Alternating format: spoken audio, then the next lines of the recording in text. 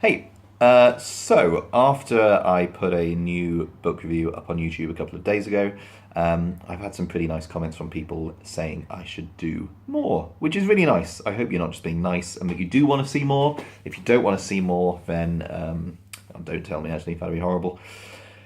So I'm trying to get them a better. As you can see, I've actually put the camera the right way up this time, which I guess helps.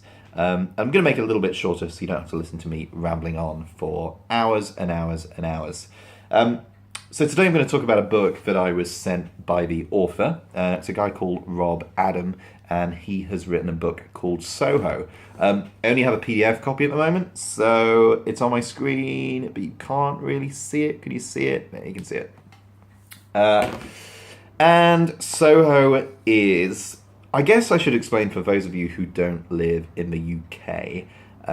Soho is an area of central London. It has a lot of gay clubs, and back in the day, it had quite a lot of kind of sex industry there as well, strip clubs, brothels, etc. Although that's kind of been shifted out of the place.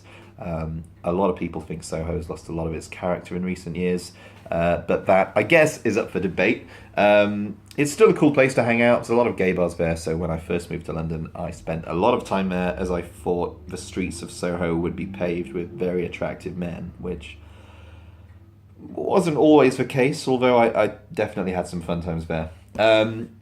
But yeah, so Rob Adam has written this book, which is about life in Soho, and in it he follows a few characters as they go about their daily lives.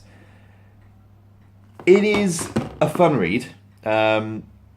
If you're a fan of Sex and the City or Queer as Folk, you would probably enjoy it. And if you're a fan of kind of, I don't know, I don't want to say light writing because I think that's really underestimating the skill involved in putting a book like this together.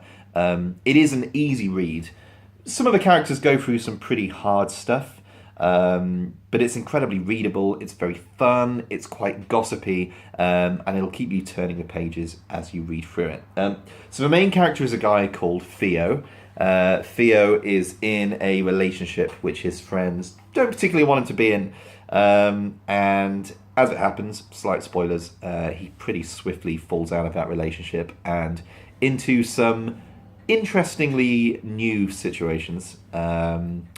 He braves the gay dating scene, which is a terrifying place, which thankfully I have not been in for a good few years now. And he meets various people through that. Alongside him is his best friend Maria, who is probably my favourite character in the book, actually. She is a kind of strong-willed, very sassy, very witty woman who goes on quite a fun journey of her own throughout the book. But it's fun. It's fun in a way that kind of doesn't ignore her past. And she goes into some detail about things that have happened to her prior to the events of the book, which kind of have an effect on her now. And there's some really heavy stuff there that is handled with kind of a really deft hand and got across to the reader in a very organic way. It doesn't feel preachy or like they're just shoved in for exposition. They are just little pieces that make these characters what they are. It is a sexy read, I have to say that. It's definitely for adults only. There's a lot of sex in it, some of it quite explicit, all of it very well written, and for me, very enjoyable, it has to be said. It's quite interesting in that Theo kind of goes into the gay dating scene, which normally can be a very, I guess, superficial place, and goes to a lot of bars in Soho, which I have spent time in, mainly having terrible dates, but in recent years, thankfully, just quite fun nights out. And I think he does something quite clever in that he avoids seeing all of these men as just kind of superficial pieces of eye candy for sex scenes. They all get personalities, they all get explored to a certain extent, and certainly Theo's love interest becomes a very compelling character, especially with revelations that occur in kind of the later chapters of the book. There are a couple of twists that genuinely come out of the left field and surprise the reader, but are not nonsensical. They make sense, and they kind of really help add to the plot.